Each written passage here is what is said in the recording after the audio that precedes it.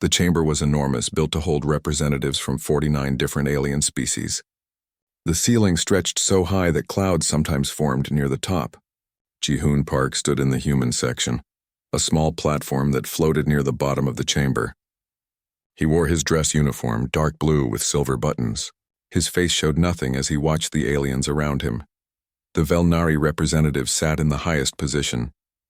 They looked like giant mantises with forearms and heads that moved in sharp, quick motions. Their leader Velnoth raised one of his clawed hands. The chamber fell silent. "We gather today for a grave matter," Velnoth announced. His voice came through the translation device in Ji-hoon's ear.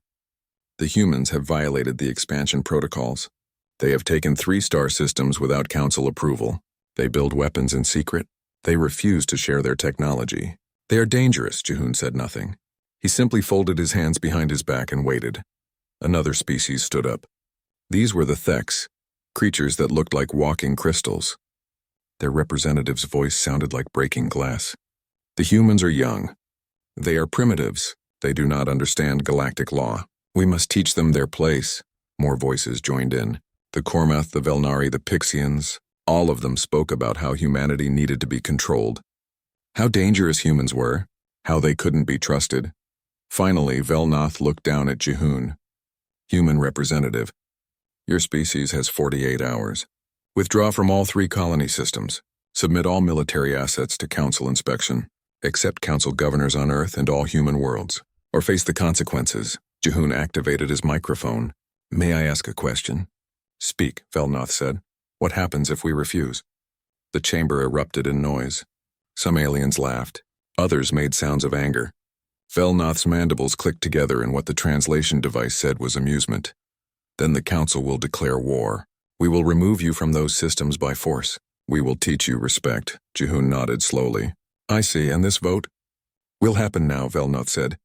"All in favor of declaring war if the humans refuse our terms?" Lights appeared across the chamber. 47 species voted yes. Only 2 voted no. The Corvin and the Mishka, both quiet species that rarely spoke in council sessions. "The vote is complete," Velnoth announced. "Humans have 48 hours. That is all." Ji-hoon bowed slightly. "Thank you for your time. We will have our answer ready." He turned and walked toward the exit. Behind him he could hear the aliens talking, laughing. One voice said, "Did you see his face? He looks so calm. He doesn't understand what's coming." Another replied, "They're like children playing with fire. This will be over quickly." Ji-hoon stepped into his shuttle. The door closed behind him. Only then did he smile. He opened a communication channel. "Ambassador Choi, please connect me to Earth Command." A woman's face appeared on the screen. Minji Choi looked tired but alert. "I watched the whole thing. They actually did it." "They did," Ji-hoon said. "Contact General Kang. Tell him to prepare the response." On Earth, in the underground command center beneath Seoul, General Hyunwoo Kang sat at a large table. Around him were 30 other officers from different nations. They all watched the broadcast from the Galactic Council. When Velnoth finished speaking, Hyunwoo leaned back in his chair. "So they want war." "Apparently," said Admiral Subin Lee. She commanded the 3rd Fleet. "Sir, our fleet is already positioned in the border systems. We can begin operations within 6 hours." "Not yet," Hyunwoo said. He looked at another officer. "Captain Nam, what's their fleet strength?" Doyeon Nam pulled up a display. "Council forces are gathering near the neutral zone. We count approximately 2,000 ships from various species. Most are cruisers. Nothing larger than a dreadnought. Their weapons are primarily plasma-based with some missile systems. Shields are standard deflector technology, about 15 years behind our current models." Someone whistled. 2,000 ships. That's the biggest fleet they've assembled in centuries." "It's also barely enough to fight one of our fleets," Hyunwoo said. He stood up and walked to the display. "They think we're weak because we've been quiet. They think we're primitives because we don't show off our technology. They have no idea what we've been building. Should we show them?" Subin asked. Hyunwoo thought for a moment. "Not everything, but enough to make the point." "Subin, take the 3rd Fleet to the border. Wait for them there. Rules of engagement are simple. If they fire first, you respond. Disable their ships if possible. We're not trying to kill anyone. We're just showing them they made a mistake." "Understood, sir." Hyunwoo turned to the communications officer. "Lieutenant Han, Prepare a response to the council. Keep it simple. Jiwan Han's fingers moved across her keyboard. What should it say, sir? Acknowledged, no. Jiwan looked up. That's it? Just acknowledged and no? That's it. Let them think about what no means. 48 hours later, Jihoon stood in the same chamber. This time, fewer species were present. Only the military leaders and the High Council members. Velnoth looked down at him. You have come to deliver your surrender? No, Jihoon said. I've come to deliver Earth's response. We acknowledge your declaration of war. We decline your terms. The colonies stay. Our military remains independent. Earth remains free. You fool, Velnoth hissed. You've doomed your species. Perhaps, Jihoon said. But I don't think so. Our fleets are already moving toward your border. 2,000 ships. The greatest armada assembled in 500 years. You have what, a few dozen vessels? You cannot win, Jihoon smiled. It was not a friendly smile. Then come and teach us that lesson. We're ready. He turned and walked out. This time nobody laughed. The silence in the chamber was heavy, uncertain. In space, near the border systems, the Council's Grand Armada moved forward. 2,000 ships from 47 species, all flying in formation. It was beautiful and terrifying at the same time. On the flagship, War Leader Thexara looked at the displays. Any sign of the human fleet? Not yet, War Leader, an officer replied. They're probably hiding behind their colonies. Cowards, Thexara said. Prepare all weapons. This will be over before, sir. Multiple contacts. Bearing 327. Thexara looked at the display. 47 ships appeared on the sensors. Human ships. They were smaller than the Council dreadnoughts but moved in perfect formation. 47 ships, Thexara said. He laughed. They sent 47 ships against 2,000. Open a channel. Let me speak to their commander. A human woman appeared on the screen. She wore a crisp uniform. Her expression was calm. This is Fleet Admiral Subin Lee of the 3rd Human Fleet. Council vessels, you have entered human territory. Turn back now and we'll forget this happened. Thexara laughed harder. Admiral, you're outnumbered 40-1. Surrender now and we'll be merciful. Subin looked at something off screen. Then she looked back at Thexara. I'm giving you one more chance. Turn around. Never. All ships open fire. 2,000 Council ships fired their weapons. Plasma bolts and missiles filled the space between the two fleets. The human ships didn't even slow down. Their shields absorbed the first wave of fire without a flicker. Then they returned fire. What happened next would be studied in military academies for the next 100 years. The human ships moved in ways that shouldn't have been possible, making turns at speeds that should have torn them apart. Their weapons punched through Council shields like they weren't even there. Railguns fired metal slugs at a fraction of light speed. Plasma lances cut through armor like paper, and the targeting systems never missed. 14 minutes after it started, the battle was over. 600 Council ships were destroyed or disabled. The rest fled in panic. The human fleet hadn't lost a single vessel. 3 destroyers reported minor hull damage. Subin opened a channel to the fleeing Council ships. We warned you, go home. Tell them what happened here. Tell them that if they want war, we'll give them war. But it won't be the war they expected. She closed the channel and turned to her tactical officer. Captain Nam, damage report? Doyen looked at his screen. Minor damage to the Indomitable, Resolute, and Defiant. Nothing serious. Engineering says they can have it fixed in an hour. Good. Subin sat back in her chair. Send a message to Earth Command. Mission accomplished. Enemy fleet destroyed or routed. Awaiting further orders. She looked at the displays showing the wreckage of Council ships floating in space. And somebody remind me, did we even get to test the new antimatter torpedoes? No, Admiral, Jiwan said. We didn't need them, Subin sighed. Shame, well maybe next time. The Council chamber was chaos. Representatives shouted at each other in dozens of languages. Translation devices struggled to keep up with all the noise.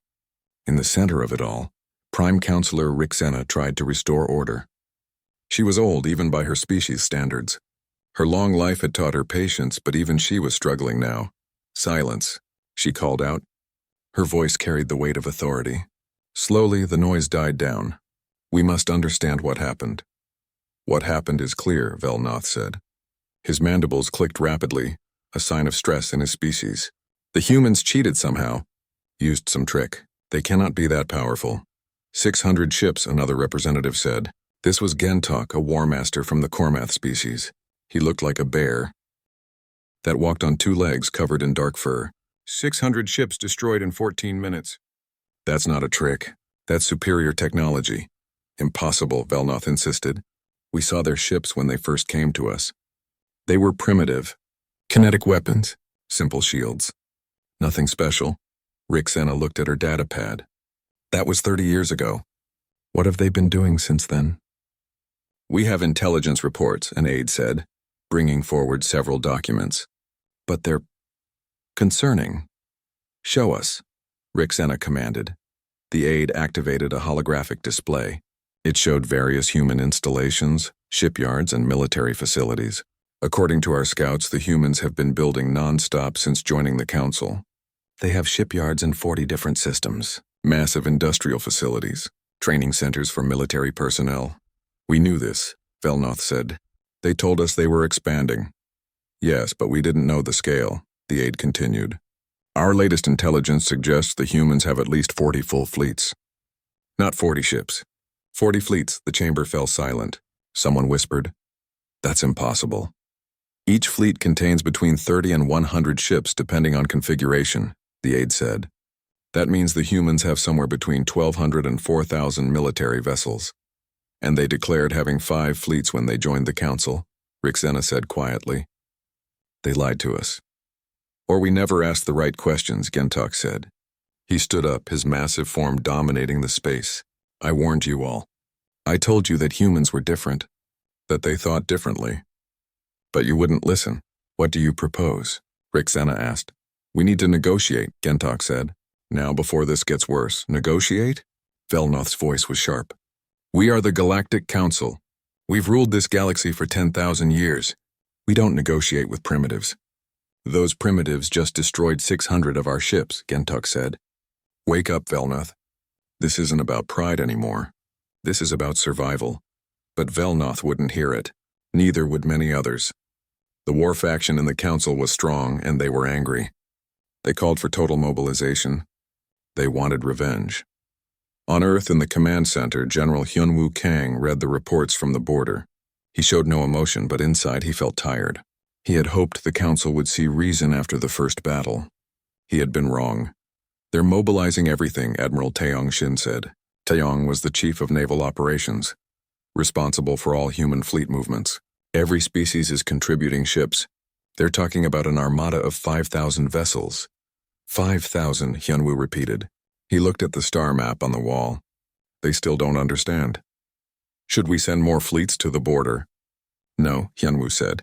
Keep the 3rd fleet there, but have the 1st fleet prepare to deploy and send a message to all colony worlds. Tell them to activate their defense protocols. The colonies can defend themselves, sir? Hyunwoo smiled slightly. Every human colony has orbital defense platforms, ground-based artillery, and a trained militia. We learned our lesson from history. Never leave your people defenseless. Meanwhile, Minji Choi arrived back at the council homeworld. She requested an emergency meeting with Rixena. The old counselor agreed to see her privately. They met in a quiet garden, away from the chaos of the main chamber. Rixena looked at the human ambassador with tired eyes. You came to gloat? Rixena asked. No, Minji said. She sat down on a bench. I came to offer peace again. Your terms? Simple. Recognize the 3 colony systems as human territory. Give Earth equal voting rights in the council. Stop treating us like children who need supervision. That's all? That's all, Minji said. We don't want your territory. We don't want to conquer you. We just want to be left alone to live our lives. Rixena was quiet for a long time. What if I told you that I agree? That I think you're right? Then I'd say thank you. But I'd also say that you're not the only voice on the council. No, Rixena agreed. The war faction is too strong now. They see your victory as an insult. They want revenge. I can't stop them. Then more will die, Minji said sadly. And for what, pride? Pride is powerful, Rixena said. Sometimes more powerful than reason. Minji stood up. Then I hope you're ready for what comes next. Because my people don't bluff. If you come at us again, we won't just defend ourselves. We'll make sure you can't threaten us anymore. She left the garden. Rixena sat alone, feeling the weight of centuries on her shoulders. The council's second attack came 1 week later. This time they were coordinated. 5,000 ships divided into 5 battle groups. Each group targeted a different human colony world. They thought that by spreading out, they could overwhelm the human defenders. One of those targets was New Jeju, a colony world that had been settled for only 10 years. It was a beautiful planet, mostly ocean with scattered islands. 2 million humans lived there, farming and fishing and building a new life. Governor Yoonji Song received the warning 3 hours before the council fleet arrived. She was a short woman with gray hair and a calm voice. She had been a naval officer before retiring to New Jeju. "All citizens, this is Governor Song," she announced over the planetary communication system. "Council forces are approaching. This is not a drill. All civilians proceed to the bunkers. All militia members report to your stations. We knew this might happen. We're ready." The people of New Jeju moved quickly but without panic. They had practiced this drill dozens of times. Within 2 hours, every civilian was in a fortified underground shelter. The militia members took their positions at defense stations across the planet.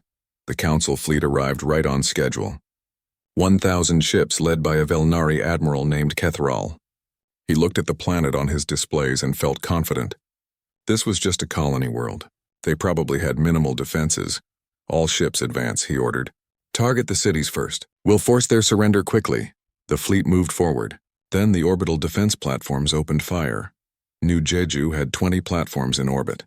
Each one was the size of a small moon, covered in weapons and shields. They had been built into asteroids that were dragged into position over the years. The council had thought they were just mining stations. Plasma beams and railgun fire filled space. Council ships exploded before they could even return fire. Kethral watched in horror as his fleet fell apart. "Retreat. All ships retreat." But the platforms had excellent targeting systems. Only half of his ships made it out of range. The rest were destroyed or disabled. On the planet's surface, Defense Coordinator Min Ho-yoon watched the battle from his command center. He was eating a sandwich, chewing slowly as he studied the displays. "Should we launch fighters, sir?" an officer asked. "No need," Minho said. "The platforms have it handled. But keep the fighters ready. They might try a ground assault." They did. 100 landing ships broke away from the retreating fleet and dove toward the planet. But New Jeju's atmosphere was protected by ground-based artillery. Massive guns hidden in the islands and underwater opened fire. The landing ships were torn apart before they could reach the surface. 3 ships made it through. They landed on the largest island, and council soldiers poured out. 500 warriors, armed with the best weapons their species could provide. They were met by 2,000 human militia members, regular people who worked as farmers, teachers, engineers, and shop owners. But every one of them had military training, and every one of them was armed with modern human weapons. The battle lasted 40 minutes. The council soldiers fought bravely, but they were outmatched. Human tactics, weapons, and coordination were simply better. When it was over, the council soldiers surrendered. Minho walked out to meet them. He looked at the defeated warriors and sighed. "Did you really think we'd build a colony without the ability to defend it? What kind of idiots do you think we are?" Governor Yoonji contacted Earth Command. "General Kang, this is New Jeju. The attack has been repelled." "We suffered 12 casualties, all minor injuries. Enemy losses are severe. We're holding about 200 prisoners." Hyunwoo's voice came back, sounding pleased. "Well done, Governor. Maintain your defense posture. The First Fleet is en route." "With respect, sir, we don't need reinforcements. We're fine." "I know," Hyunwoo said. "But the First Fleet isn't coming to save you. They're going to chase down the ships that attacked you. It's time we made a stronger point." 2 hours later, the First Fleet arrived. It was led by Admiral Sun-Woo Baek, a legend in the human navy. He was 60 years old but looked 40. His expression was always calm, but his eyes were hard. He looked at the retreating council ships on his displays. They were limping away, damaged and broken. Tactical, plot their course. "Where are they going?" "Back to council space, sir. Looks like they're heading for a staging area near the Velnari home system." "Then we'll follow them," Sun-Woo said. "All ships pursuit course. And send a message to Fleet Command. Tell them we're taking the fight to them." "Sir, are you sure? That's deep in council territory." Sun-Woo smiled. It was not a kind smile. "They came to our homes. Now we'll show them what it feels like. Besides, we've had their military installations mapped for 20 years. It's time to put that information to use." The First Fleet moved forward. following the council ships deeper into enemy territory. Behind them, the colony of New Jeju began. Repairs. Citizens came out of the bunkers and looked at the sky where orbital defense platforms still stood guard. Yoonji stood on a beach, watching the sunset. One of her aides approached. "Governor, the council is calling for a ceasefire. They want to negotiate. Tell them to call Earth," Yoonji said. "That's above my pay grade. I just run a colony." "Yes, ma'am." The aide paused. "Were you scared?" "During the attack?" Yoonji thought about it. "No, we were prepared. We knew what to do. That's the difference between us and them. They thought being strong meant having big fleets. We know being strong means being ready for anything." She turned away from the sunset. "Come on, we have debris to clean up and prisoners to feed. War or no war, work doesn't stop." Admiral Sun Woo-baek stood on the bridge of his flagship, the Sovereign. It was the largest warship humanity had ever built, 3 kilometers long and bristling with weapons. But right now it was running silent, its stealth systems engaged as it moved through council space. "Distance to target?" Sun Woo asked. 20 million kilometers, sir," the navigation officer replied. "We should be in weapons range in 30 minutes. "Good, tactical, what are we looking at?" Lieutenant Ji-won Han pulled up a holographic display. She had been promoted after her excellent work during the first battle. Now she served on the First Fleet's flagship. The target is a council military shipyard orbiting the Velnari colony world of Keth Prime. Current intelligence shows 80 ships under construction, with another 50 in the repair docks. Defense consists of 20 orbital platforms and a garrison fleet of 200 ships. 200 ships, Sun Woo repeated. "Captain Doyen, your assessment?" Doyen Nam commanded the destroyer squadron that accompanied the Sovereign. His face appeared on a smaller screen. "We can take them, sir. The question is how much noise we want to make." "All the noise," Sun Woo said.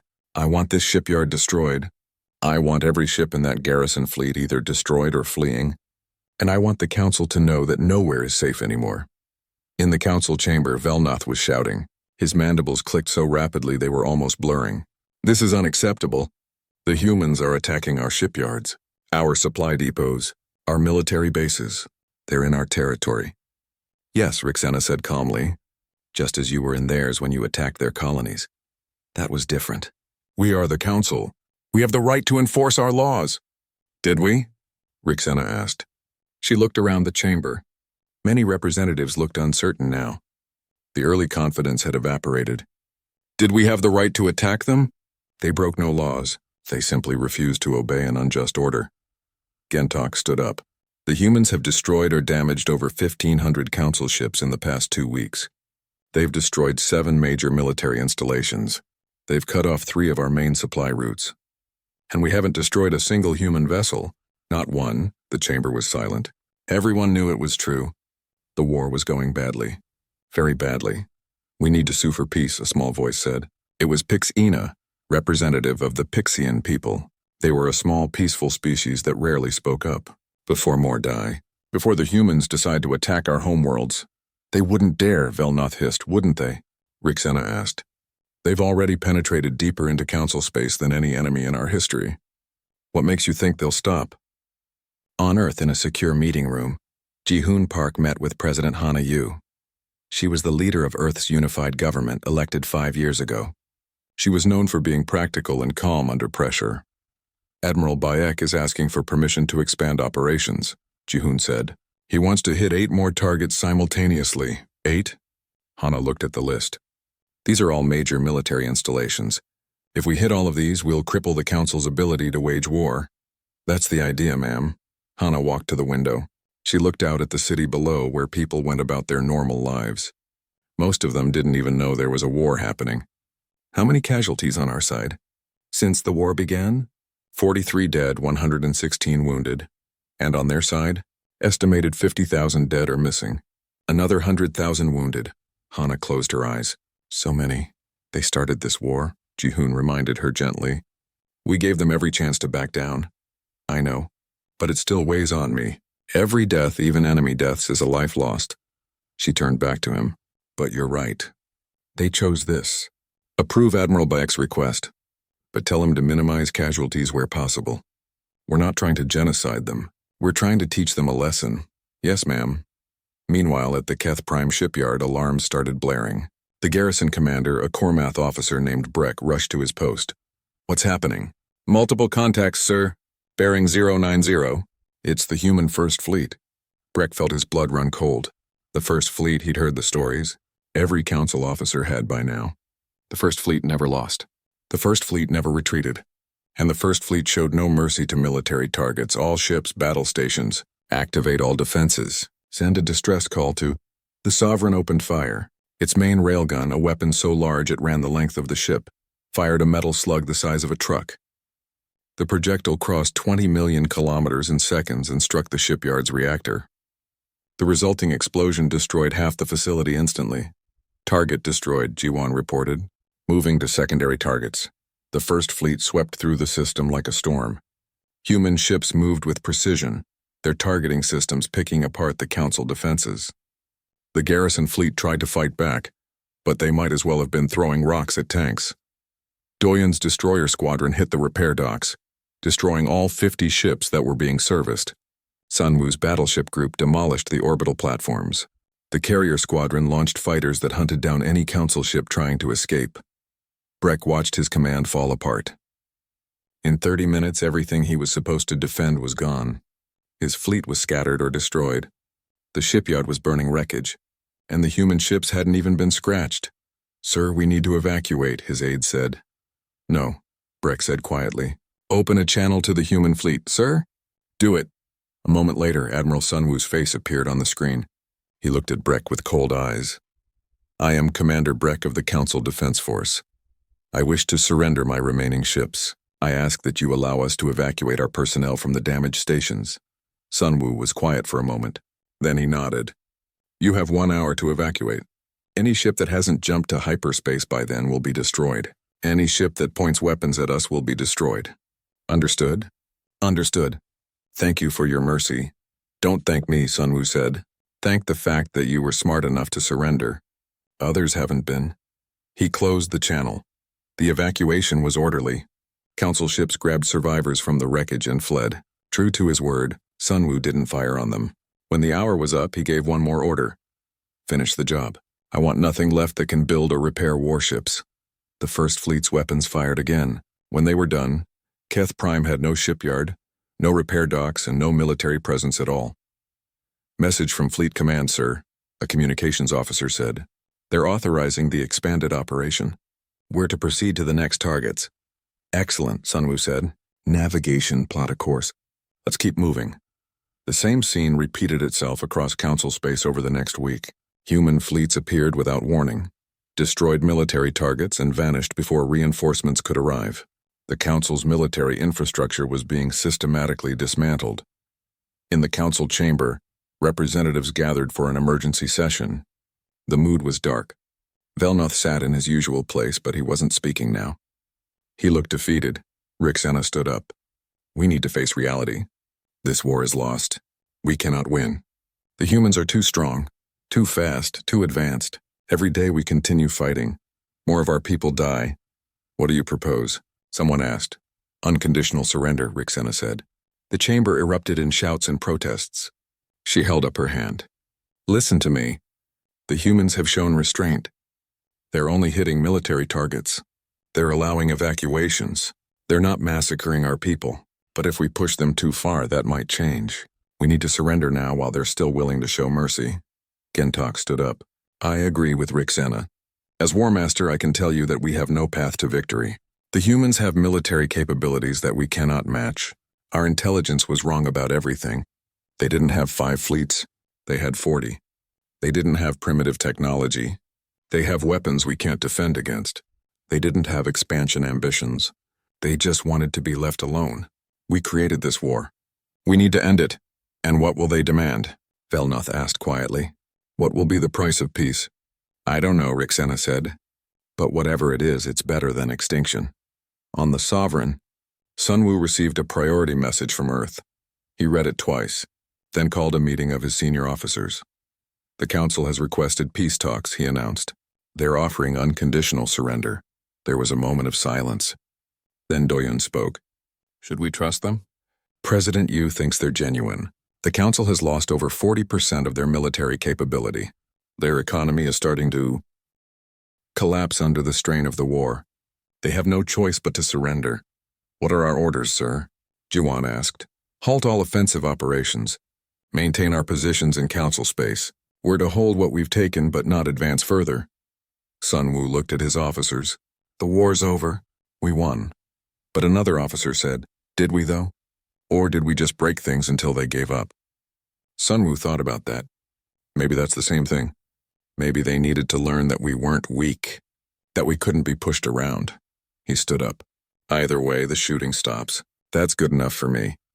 He walked to the window of his ship and looked out at the stars. Somewhere out there, council representatives were preparing to come to Earth, to negotiate peace, to ask for mercy from the species they had tried to conquer. Sun Wu wondered what kind of galaxy would exist after this war. Would the council learn from their mistakes? Would they treat humans with respect now? Or would this just be the first of many wars? He didn't know. But he knew one thing for certain.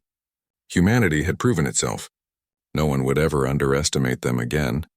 On New Jeju, Governor Eunji received the news of the ceasefire. She was in the middle of overseeing the repair of a damaged defense platform. She listened to the message, nodded, and went back to work. Aren't you happy?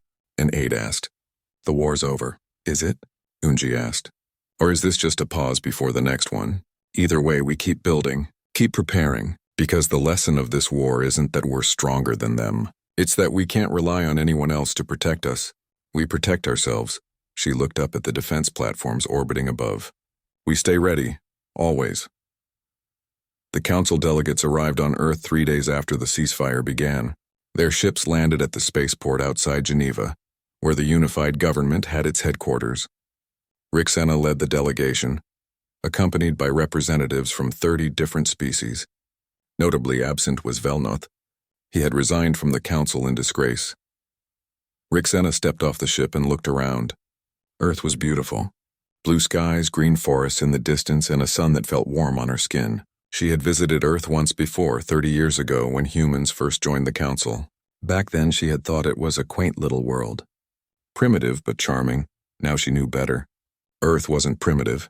It had never been primitive. Humans had simply hidden their strength until they needed it. President Hana Yu waited at the bottom of the ramp. She wore a simple dark suit and smiled politely. Behind her stood General Hyunwoo Kang, Admiral Taeyong Shin, and Commander Ji-hoon Park. All of them looked professional and calm.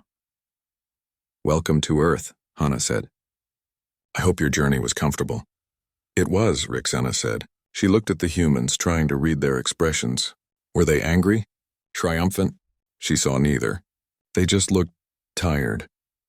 Thank you for agreeing to meet with us. Of course, no one wins when wars drag on forever. Please follow me. We have conference rooms prepared. The negotiations took place in a building that overlooked Lake Geneva. The room was simple but comfortable. Large windows let in natural light. There was water and food available, adjusted for each species' dietary needs. Rixena sat across from the human delegation. She had prepared a long speech about the council's perspective, about misunderstandings and cultural differences. But when she looked at Hana's face, she set her prepared notes aside. We were wrong, Rixena said simply. We underestimated you. We treated you like children. We assumed that because you were new to galactic civilization, you were weak and ignorant. We were arrogant and foolish. And thousands died because of our mistakes. Hana nodded slowly. Yes, they did. We come here to surrender. Unconditionally. Whatever terms you demand, we will accept. Ji-hoon leaned forward. Let me be clear about something. We didn't want this war. We gave you every opportunity to avoid it. We showed restraint even during the war. We targeted military installations, allowed evacuations, and took prisoners instead of executing them. We could have been much more destructive. We know, Rixena said. We've studied the battles. Your forces could have caused far more casualties. You chose not to. Why? Because we're not monsters, Hana said. We were angry, yes. But anger doesn't justify cruelty. We fought to defend ourselves and to make a point. The point has been made. Now we need to figure out how to move forward. Another council delegate spoke up. This was Pixina, the small Pixian representative. What are your terms? Hana pulled up a document on a holographic display. Our terms are straightforward. First, formal recognition of all human colonies. No more disputes about which systems we can settle. Second, equal representation in the Galactic Council. 1 vote per species, including humans. No more treating us as junior members. Third, the right to maintain our own military without council oversight. Fourth, and this is non-negotiable, a promise that you will never declare war on us again. Rixena read through the terms carefully. She looked up, confused. That's all? That's all, Hana confirmed. You're not demanding reparations? Territory? Control over council worlds? No, Hana said. We don't want to conquer you. We never did. We just want to live in peace and be treated with respect. Gentok, who had come as a military advisor, spoke up. If I may ask a question, why did you stop? Your fleets could have reached our homeworlds. You could have conquered half the council before we could organize a defense. Why didn't you? Hyunwoo answered this time. Because we're not conquerors. We're survivors. There's a difference. Conquerors take what they want. Survivors defend what they have. We defended ourselves. We hurt you badly enough that you'd never forget it, but we're not interested in ruling over you. That's surprising, Gentok admitted. Most species in your position would demand much more. Most species aren't human, Taeyong said. We've learned from our own history. Empires fall. Conquered people eventually rebel. True peace doesn't come from domination. It comes from mutual respect. The negotiations continued for 3 days. The council delegates were amazed at how reasonable the humans were. They had expected demands for massive reparations, territorial concessions, even subjugation of council species. Instead, the humans simply wanted equality and security. On the 3rd day, the final treaty was signed. It was called the Geneva Accords. Every council species signed it. Earth was now a full and equal member of the Galactic Council, with all the rights and privileges that came with it. After the signing ceremony, Rixena asked for a private meeting with Hana. They walked together along the shore of Lake Geneva. The old alien and the human president alone except for distant security. I need to understand something, Rixena said. When you first came to us 30 years ago, you declared having 5 military fleets. We checked. Your records showed 5 fleets, but you actually had 40. You lied to us, Hana smiled slightly. We didn't lie. We had 5 fleets. At that time, we built the other 35 over the next 30 years, while telling us you were only building civilian ships and colony transports. You never asked about military construction? We didn't volunteer the information. We learned early that you saw us as weak. If we had shown our true strength, you might have seen us as a threat and acted preemptively. So we stayed quiet. We built in secret, and we prepared for the worst while hoping for the best. You planned for this war from the beginning. Not this war specifically, Hana corrected, but we knew there would be conflict eventually. Maybe not with you. Maybe with some other species we haven't met yet. Maybe with pirates or raiders. Human history taught us one lesson very clearly. If you want peace, prepare for war.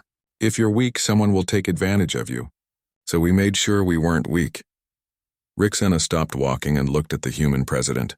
Your species terrifies me, not because you're violent, but because you're so good at hiding what you're capable of. How many other secrets do you have? Many, Hana said honestly. And we'll keep those secrets as long as we need to, not to threaten you, but to ensure our survival. Trust is earned, not given. The council has a long way to go before we fully trust you. Fair enough, Rixena said. I suppose we deserve that. They continued walking in silence for a while. Finally, Rixena spoke again. What happens now? How do we rebuild trust? Time, Hana said. And actions. We'll work together on the council. We'll trade with you. We'll share some technology, though not all. We'll treat you with respect, and we expect the same in return. Eventually, maybe our grandchildren will look back on this war as ancient history, something that happened long ago and doesn't matter anymore. I hope so, Rixena said. I truly do.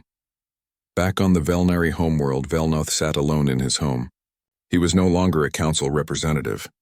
He had been stripped of his titles and positions. His political career was over, but he was alive, and that was more than many of his people could say. The war he had pushed for had killed thousands of Velnari.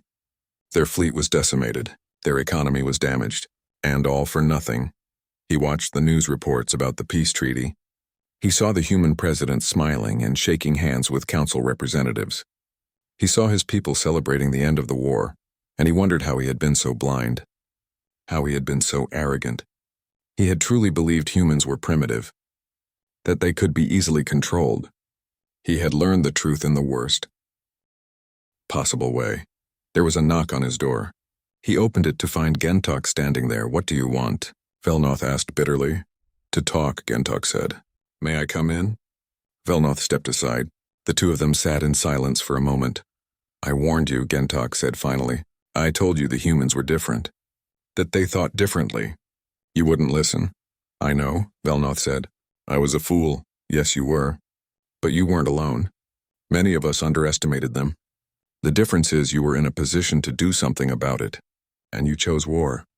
I thought we would win. Of course you did. You thought our superiority was inherent, that our age as a civilization made us automatically better." Gentok leaned forward. "I've spent my life studying warfare. Do you know what I learned from this war? Age doesn't matter. Size doesn't matter. What matters is adaptation, preparation, and will. The humans adapted their technology beyond ours.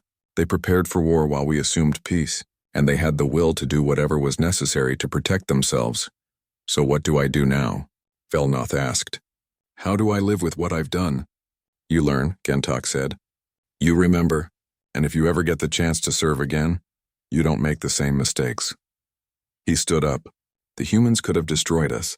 They could have burned our worlds and enslaved our people. But they didn't. They showed mercy. Remember that too." On Earth, in the command center, Hyunwoo met with his senior officers one last time before standing down the war footing. "The peace treaty is signed," he said. "We're officially at peace. All fleets are to return to normal patrol duties. We'll maintain heightened readiness for now, but the war is over." "Do you think they'll honor the treaty?"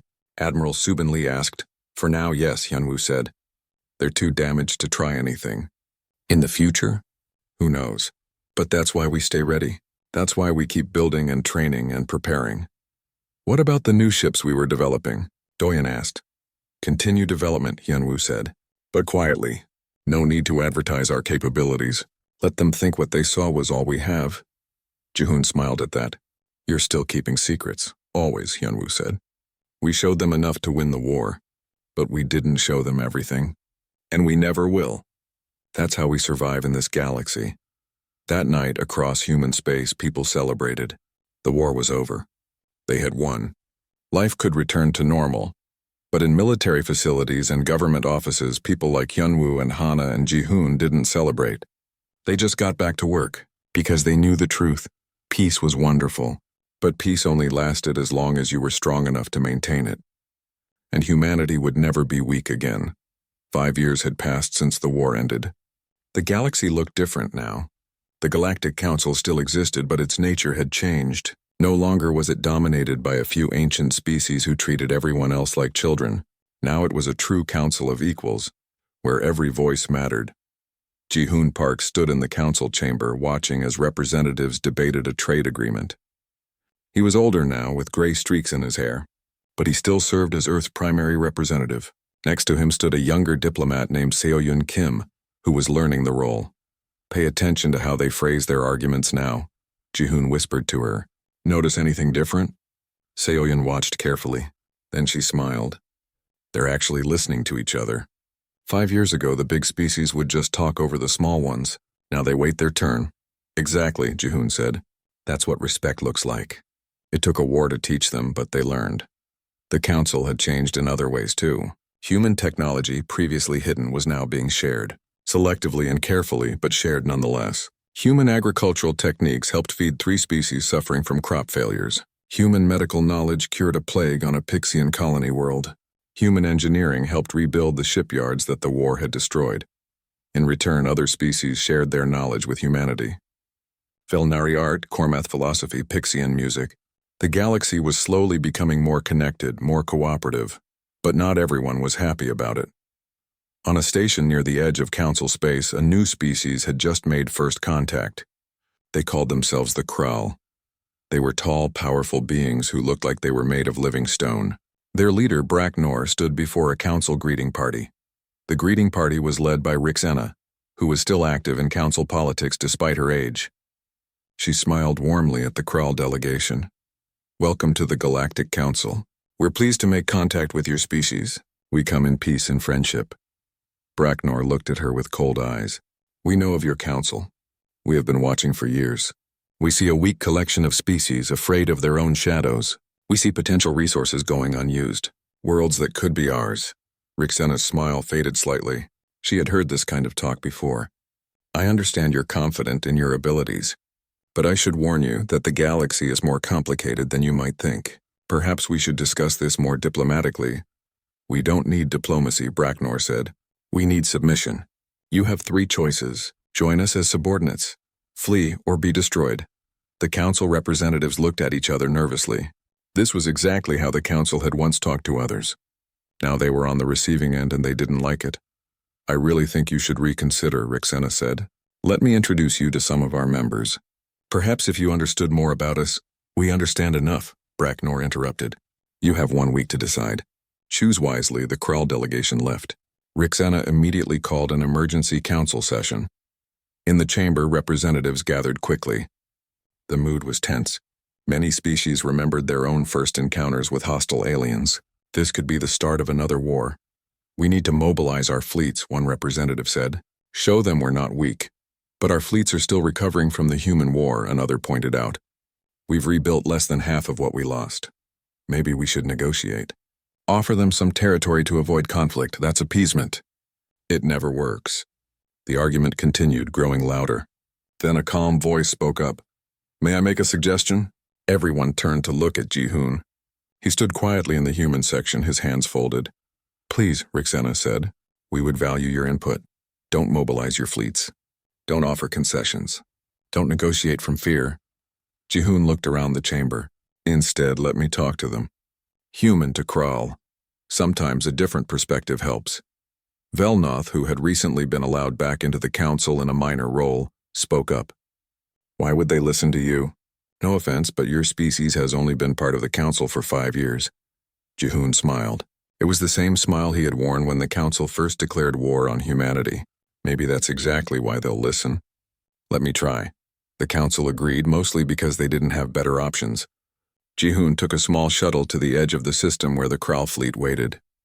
He went alone, despite protests from his security team. Bracknor agreed to meet with him, probably out of curiosity more than anything else. They met in neutral space on a small station that served as a trading post. You're the human representative, Bracknor said. Your species is new here. Why do you care about the council? Let us take what we want and we'll leave you alone. I care because we're part of the council now, Ji-hoon said. And because I've seen what happens when strong species bully weak ones. It doesn't end well for anyone. You think you can stop us? You have what, a few dozen ships? 40 fleets, actually, Ji-hoon corrected. But that's not the point. I'm not here to threaten you. I'm here to give you advice. Advice? Bracknor laughed. What could you possibly teach us? 5 years ago, the Galactic Council made the same mistake you're about to make. They saw my species as weak and primitive. They thought they could push us around. They declared war on us. Ji-hoon leaned forward. That war lasted 2 weeks. The council lost 40% of their military. We lost 43 people. They surrendered unconditionally. Bracknor's expression changed slightly. You're lying. No, Ji-hoon said. I'm not. Ask any council member. They'll tell you the same story. The council thought strength meant big fleets and old civilizations. They learned the hard way that real strength comes from preparation, technology, and will. So you're threatening me after all. No, Ji-hoon said patiently. I'm warning you. There's a difference. See, you're making the same assumptions the council made. You look at us and see weakness because we talk about peace and cooperation. But peace isn't weakness. It's a choice. We could be conquerors if we wanted. We chose not to be. But that doesn't mean we can't defend ourselves. He pulled up a holographic display. It showed images from the war. Council ships being destroyed, shipyards burning. The scale of the devastation was clear. We did that in 2 weeks, Ji-hoon said, and we weren't even trying to exterminate them. We were just making a point. Now imagine what we could do if we were actually trying to win a war of annihilation. Bracknor stared at the images. His confidence was fading. Here's what I suggest, Ji-hoon continued. Go back to your people. Tell them about the humans. Tell them that the galaxy isn't what you thought it was. Then come back and we'll talk about how your species can join the council as equals. Not as conquerors. Not as subordinates. As partners. And if we refuse, Jihoon's expression didn't change. Then you'll learn the same lesson the council learned. But you'll probably learn it faster because we've gotten better at war in the past 5 years. We've developed new weapons, new tactics, new ships. We haven't shared any of that with the council because we don't need to advertise our capabilities. But trust me when I say that attacking the council now means attacking humanity, and you don't want to do that. Breknor was silent for a long time. Finally, he spoke. You're not what I expected. None of this is what I expected. I know, Jihoon said. That's the point. The galaxy is more complicated than it looks. There are old species with wisdom to share. There are young species with new ideas. There are warriors and scholars and artists and farmers. Everyone has something to contribute. The question is whether you want to be part of that or whether you want to be an enemy to all of it. 2 days later, Breknor returned to the council station. This time he came without threats.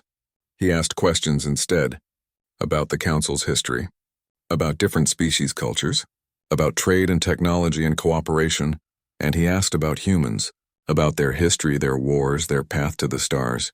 The council representatives were happy to answer, though they still felt nervous around the kraal. But Jihoon noticed something. Whenever Breknor asked about military matters, he directed his questions to Jihoon. And Jihoon gave honest answers. Yes, humans had powerful weapons. Yes, they were prepared to use them if necessary. But no, they didn't want war. They had seen too much of it in their own history. After a week of discussions, Breknor made a decision. The kraal would join the Galactic Council, not as conquerors but as members. They would contribute their strength and receive the benefits of cooperation. Rixena privately thanked Jihoon for his intervention. You saved us from another war. How can we repay you? Just remember the lesson, Jihoon said. Strength isn't about domination.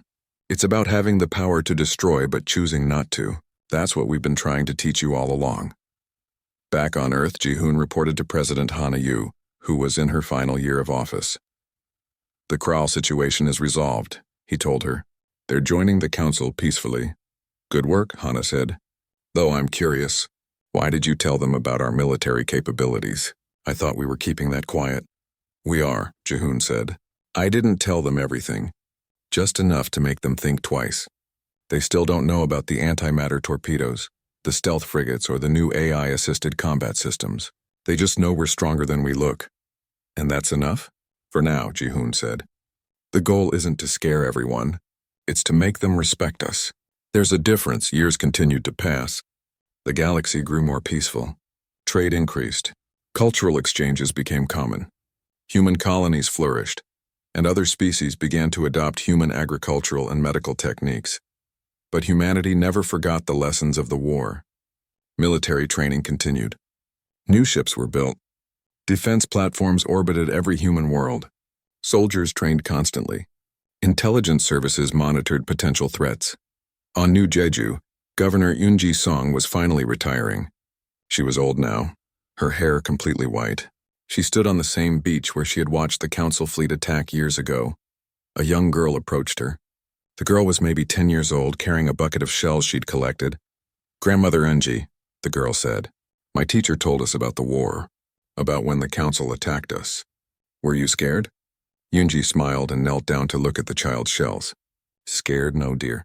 We were prepared. We knew what to do, but they had so many ships. Yes, they did. But we had something better. We had preparation. We had training. We had courage. And we had each other. She pointed at the defense platform still orbiting overhead. See those? They protected us then. They protect us now. And they'll protect you when you're old like me. Will there be more wars? The girl asked. Maybe, Yoonji said honestly. I hope not. But if there are, we'll be ready. That's what it means to be human. We hope for peace, but we prepare for everything. The girl thought about that. I want to be like you when I grow up. Strong and brave, and she laughed. Then study hard. Train hard. And remember that being strong isn't about being mean to others. It's about being able to protect the people you love. In the council chamber, now decades after the war, a new generation of representatives worked together. Seoyeon Kim had taken over for Jihoon, who had finally retired. She stood in the human section, watching as the council debated peacefully. A Velnari representative approached her after the session. This was Velnoth's granddaughter, Kelnara. She had grown up hearing stories about the war and her grandfather's mistakes. Representative Kim, Kelnara said, I wanted to thank you. Your species changed the council for the better. We just showed you that we couldn't be pushed around, Seoyun said. The rest was up to you. It was more than that. You showed us that strength and peace aren't opposites, that you can be prepared for war while working for peace. That lesson changed everything, Seoyun smiled. I'm glad.